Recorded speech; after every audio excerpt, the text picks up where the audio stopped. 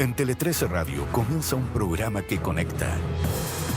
A partir de ahora, Paula Comandari presentan y analizan las noticias, datos, hechos y entrevistas. Para resumir lo más relevante del día, desde la 103.3 FM y tele13radio.cl. Aquí parte Conexión Tele 13.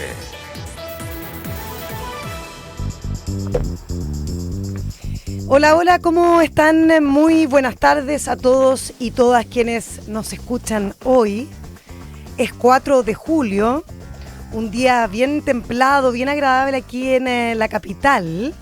Un poquitito más frío que ayer, aunque les cuento que hay 17,3 grados en este minuto. Ya es tarde, son las 6 de la tarde y tenemos temperaturas altas en este minuto. Y también temperaturas bastante altas en las noticias que vamos a comentar, reflexionar y abordar durante esta conexión de 4 de julio. Vamos a hacer conexión con la solicitud de extradición ante el cuarto juzgado de garantía de Santiago en contra de Martín de los Santos, quien se encuentra detenido en Mato Grosso, en Brasil. Esta jornada el Ministerio Público hizo una especie de mea culpa por no haberle solicitado arraigo nacional al imputado, un personaje que ya había estado en la audiencia de formalización de manera virtual, pero bueno, ahí no se pensó que podía huir del país. También les vamos a entregar detalles de los 692 funcionarios del Poder Judicial que salieron también del país con licencia médica, donde 84 de ellos son magistrados, son precisamente jueces, si es que el caso licencias no hace más que escalar. Y vamos a abordar también las críticas que recibió el diputado y el candidato presidencial del Partido Nacional Libertario, Johannes Kaiser, que reconoció que él apoyaría un nuevo golpe de Estado. Ha sacado chispa ese comentario.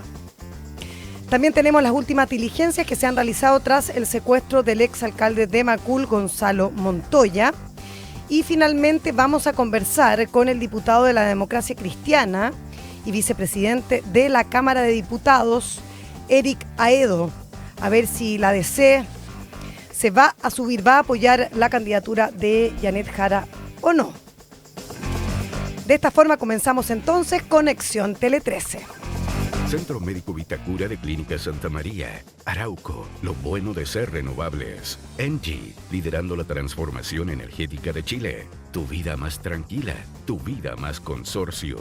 Universidad Andrés Bello, acreditada en nivel de excelencia en todas las áreas. De Fontana, el software de gestión que tu empresa necesita. Y Claro Empresas, tecnología que marca el futuro. Presentan Conexión Tele 13. En Conexión Tele 13, el tema del día. El tema del día, por supuesto, se centra en la extradición de Martín de los Santos, este joven de 32 años que fue detenido en Brasil luego de haber sido acusado de agredir a un conserje en Vitacura y escapar del país. Esta mañana se solicitó que sea devuelto a Chile y el fiscal jefe de Las Condes, Felipe Sepúlveda, dijo que el proceso puede durar varios meses. Cuéntanos, Asunción Chasman, ¿qué otro detalle tenemos de esta información? ¿Cómo estás? Muy buenas tardes. Muy buenas tardes, Paula. Bueno, el cuarto juzgado de garantía de Santiago decretó admisible la solicitud de extradición de Martín de los Santos, decisión que ahora debe ser ratificada por la Corte de Apelaciones, lo que debería discutirse la próxima semana. El fiscal Sepúlveda dijo que el Ministerio Público cuenta con un caso bastante robusto, pero también hizo una evaluación sobre por qué no se solicitó arraigo nacional al imputado apenas se inició la investigación. No corresponde hacerse cargo, de por qué se dio la prisión preventiva o no, pero creo que hacemos un mea culpa, que ya lo hicimos el día de ayer, que efectivamente deberíamos haber pedido el arraigo en esa audiencia. Cometimos un error, pero lo importante es que ahora estamos haciendo todo lo posible para que eso sea enmendado y que este señor vuelva a Chile para ser juzgado.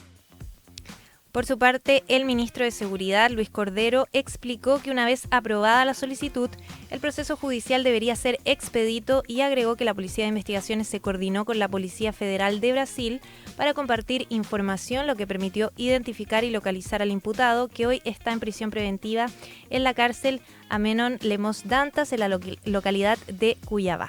La experiencia que nosotros tenemos de colaboración, tanto a nivel policial como de ministerios públicos, respecto a otras investigaciones, ha sido muy expedita y no hay ninguna razón para que en este caso en particular así lo sea. El canciller Alberto Van Klaveren también abordó el caso y sostuvo que se deben respetar los procedimientos internos de Brasil, ya que cada país tiene sus propios mecanismos de extradición y expulsión, los cuales son atribuciones soberanas de cada nación.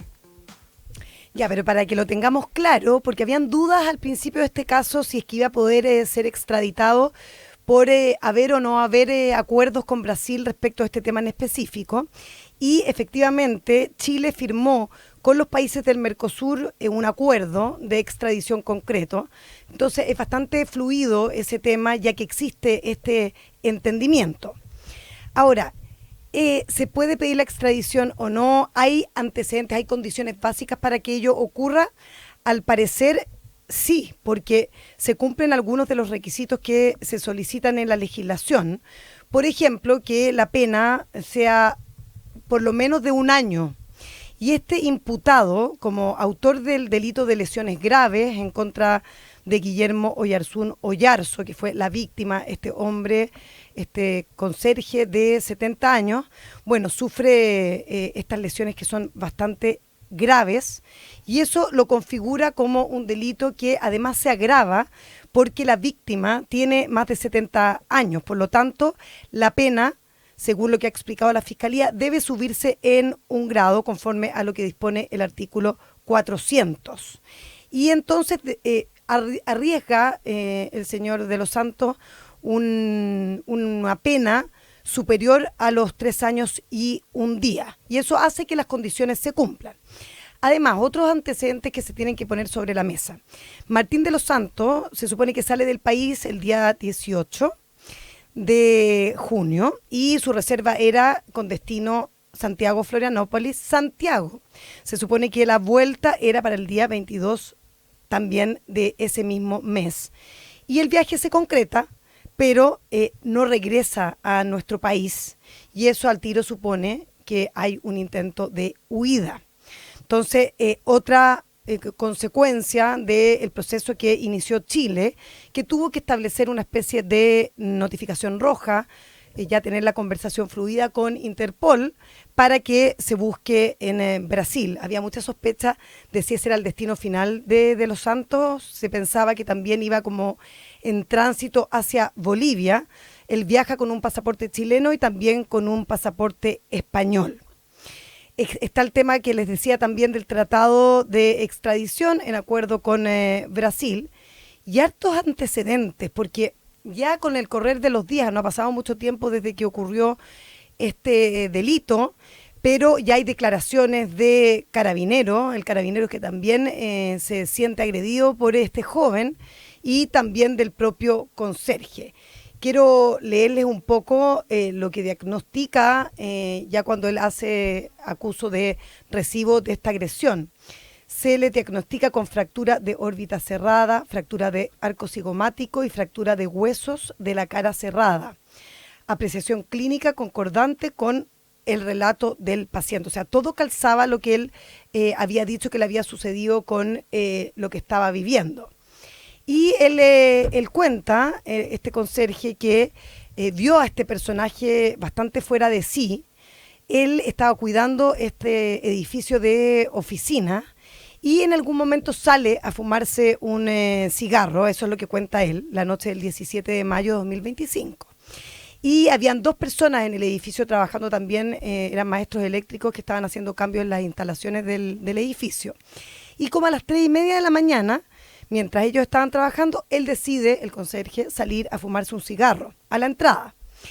Había mucho ruido al parecer, entonces él sale a mirar qué es lo que estaba sucediendo, y en eso ve a un sujeto que corría desde la calle Vitacura y que doblaba en Eduardo Marquina con un celular en la mano. Incluso el conserje en algún momento piensa que se robó ese teléfono celular y describe un poco cómo iba vestido este personaje que se sentía como que venía arrancando.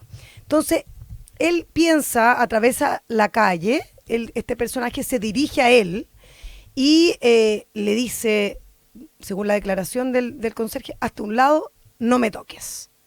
Y entonces el conserje le contesta, la vereda es ancha, tienes mucho espacio aquí, se da media vuelta y cuando ya iba camino de vuelta al edificio, siente un golpe de puño en el ojo derecho y otro en la quijada, y él se va hacia adentro y pide ayuda. Y ahí empieza la comunicación de los eléctricos que estaban en el edificio, que se contactan con Seguridad Ciudadana. Cuando llega Ciudadana es tanto el estrés que hay en esa situación de un personaje que estaba completamente fuera de sí, que Seguridad Ciudadana no se atreve a acercarse, así es que llama directamente a Carabineros, y es Carabineros el que tiene allí la comunicación con de los Santos, y el carabinero dice que también sufre lesiones, que le pega, y que el personaje es muy, muy agresivo, y que lo increpa en algún momento de que él tenía mucho poder y que se iba a vengar, y que, bueno, que no lo tocaran a él porque él era como invencible. Lo que por lo menos deja abierto este caso es que la justicia funciona, porque pese a que no se le instala el arraigo, ¿verdad?, que era bastante lógico haberlo solicitado, por eso la Fiscalía hace este mea culpa. Bueno, este personaje es perseguido y en pocos días, ya ven ustedes, es detenido en Brasil. Así es que hay algunos antecedentes que hacen pensar que la Corte de Apelaciones la próxima semana, a más tardar la subsiguiente, va a aceptar la extradición por el delito mismo, ¿verdad?, que fue muy violento, pero además porque el personaje en cuestión huye del país, porque existe latente este peligro de fuga. Este personaje tiene además pasaporte español, entonces en cualquier momento podría fugarse hacia otro país. Y además se instala esta sensación de que el proceso, si se acepta la extradición, tampoco va a ser tan corto, porque es verdad que hoy pasa la primera valla, como se dice, es bastante jurídico lo que ocurre hoy, pero se decreta como admisible este recurso de extradición y se envía a la Corte de Apelaciones, que debiera, como les digo, dar su veredicto en los próximos días. Si se aprueba la extradición, la Cancillería chilena tiene que traducir el expediente al portugués y remitirlo a Brasil, y esperar también la decisión del Poder Judicial de ese país. Entonces, lo que me dicen fuentes que conocen de esta investigación es que recién podríamos tener de vuelta a Martín de los Santos por allí por noviembre o diciembre. Así que hay que tener un poquito de paciencia. Este caso está en manos del fiscal Felipe Sepúlveda, que es el mismo persecutor, que tuvo el caso Primus. Bueno, lo sigue teniendo porque ese caso no se ha cerrado todavía, que es el de este factoring, que también tuvo un personaje ahí, un ejecutivo, que era Francisco Coimans, que también se fuga del país. Acuérdense ustedes que era un personaje que se escapa a Perú y que también tuvo que enfrentar el proceso de extradición con un elemento bastante distinto, porque Coimans, que también era este ejecutivo joven, que bueno, hizo una bicicleta y que causó un perjuicio muy importante para este factoring, no estaba formalizado.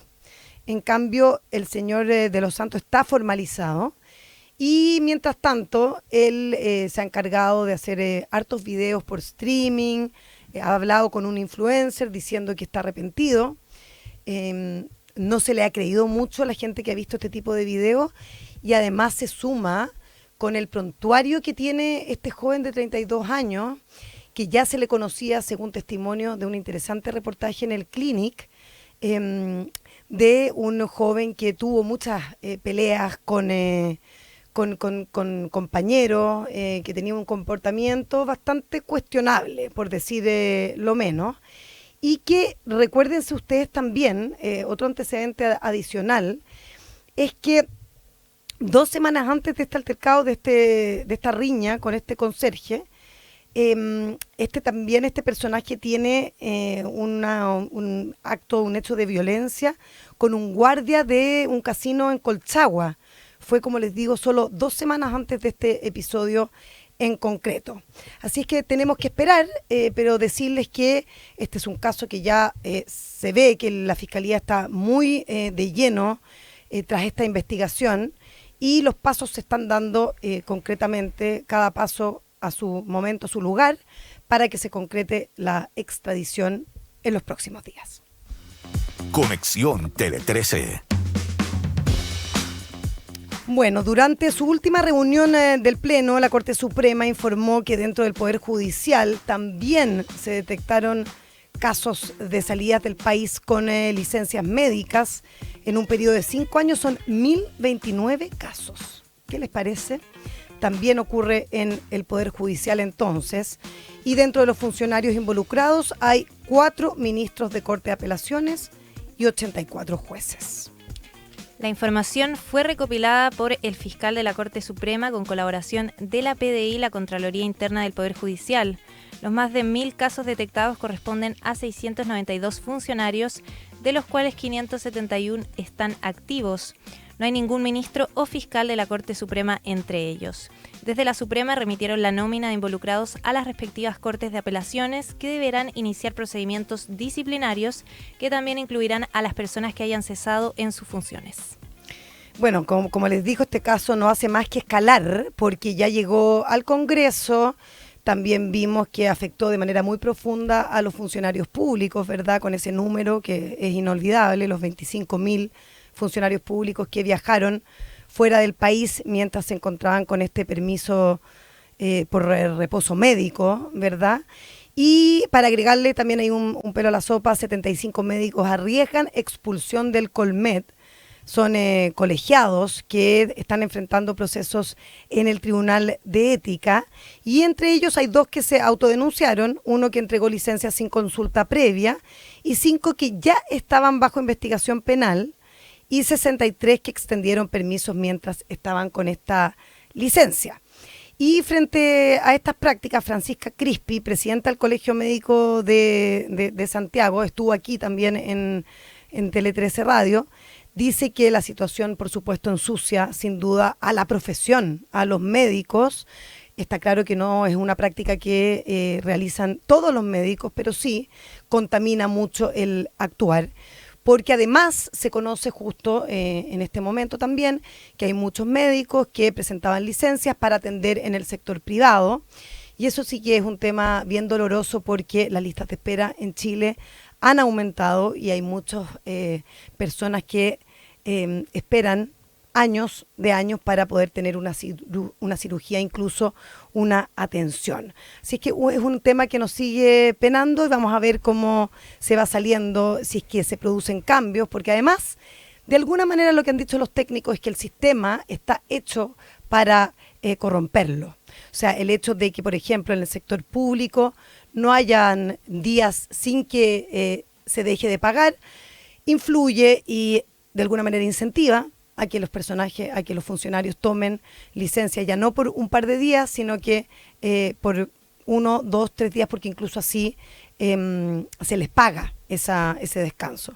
Y también, hablando del sector amplio, sector público y privado, el hecho de que no te paguen los 3 primeros días también es un incentivo perverso para que la gente tome más días de lo necesario con tal de que haya un pago general de todo ese periodo de reposo. Así es que se está produciendo una conversación, un debate de un problema que conocemos hace hartos años ya, pero que al parecer necesitamos de la Contraloría que realmente se metiera en el tema para ponerle por fin coto. En Conexión Tele 13, la conversación del día. La conversación del día tiene que ver con la arena política y las declaraciones del diputado y candidato presidencial del Partido Nacional Libertario, Johannes Kaiser. Vieron que dijo que él estaba de acuerdo que si se daba una circunstancia especial, en realidad en un periodo parecido a lo que fue en el año 73, él estaba de acuerdo con que se produjera nuevamente un golpe de Estado. Si se dieran, como dijo, las mismas circunstancias o circunstancias parecidas. Entonces, bueno, ahora se sabe que el parlamentario va a ser llevado a la Comisión de Ética de la Cámara después de conocer estas declaraciones. Un rechazo generalizado causaron las declaraciones del parlamentario libertario en el programa De Frente de Mega, donde además de respaldar la posibilidad de un golpe de Estado, también apuntó contra la candidata presidencial del oficialismo, Yanet Jara, dijo que su triunfo sería el fin de la democracia en Chile y agregó que él proscribiría al Partido Comunista. Desde el gobierno hubo varias respuestas. La vocera Aysén Echeverry aseguró que un golpe de Estado y sus consecuencias son cosas que cualquier persona que aspira a gobernar no debiese desearle al país. El ministro de Justicia, Jaime Gajardo, que además es militante del Partido Comunista, consideró devastadoras las afirmaciones del diputado. Podemos tener nuestras diferencias, pero por sobre todo nunca podemos considerar al otro como un enemigo al que hay que destruir. Y eso creo que es bien devastador, que una persona que además es candidato a la presidencia de la República justifique quiebres democráticos, justifique el golpe de Estado, justifique las personas que fueron asesinadas, justifique las personas que fueron echadas a desaparecer, justifique los crímenes más atroces que conoce nuestra historia como país.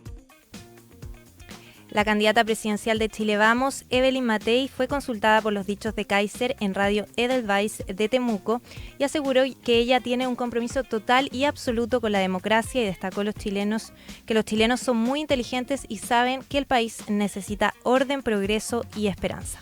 Estoy segura que Chile tiene un tremendo potencial.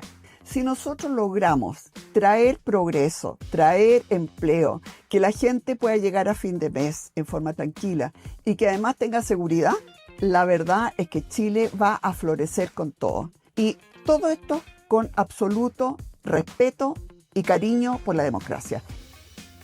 En tanto, el jefe de la bancada de diputados del Partido Socialista, Juan Santana, informó que presentarán un requerimiento ante el Tribunal Constitucional para buscar la remoción de Kaiser de la Cámara Baja. De acuerdo a Santana, las declaraciones de Kaiser, además de inaceptables, podrían constituir una infracción gravísima a la Constitución. Claro, ¿qué hace Kaiser finalmente? Lo que hace es poner en jaque la democracia y eso obviamente genera mucha respuesta firme, ¿verdad? Aquí hay varios parlamentarios que salieron al ruedo. La diputada independiente Camila Musante, por ejemplo, es la que solicita enviarlo a la Comisión de Ética de la Cámara de Diputados porque considera que, de alguna manera, desde la Casa de la Democracia no se puede tolerar amenazas a ella y agrega que es imposible revivir el dolor y el sufrimiento del país durante la dictadura y que ellos no van a validar con este tipo de declaraciones las propias violaciones a los derechos humanos, ni se van a justificar las persecuciones, ni los asesinatos por motivos políticos. Y por eso se abre este camino que pone en jaque también las propias declaraciones del candidato presidencial.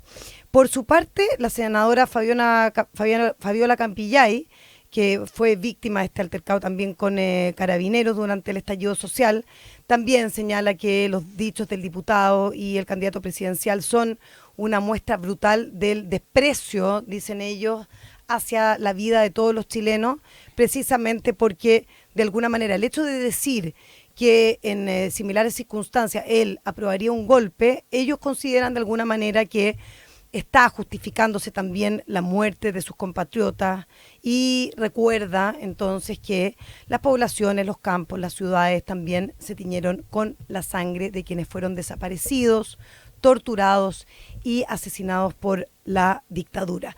Vamos a ver las reacciones de vuelta que tiene el candidato presidencial porque lo que hizo es prender, ¿verdad?, la pradera. Conexión Tele 13. Bueno, en prisión preventiva quedó uno de los presuntos involucrados por el secuestro del exalcalde de Macul, Gonzalo Montoya. Y al respecto, el ministro de Seguridad, Luis Cordero, dijo que la banda está identificada y que habrá nuevas detenciones en las próximas horas. Según confirmó la PDI, el sujeto capturado es de nacionalidad venezolana y de la tercera edad.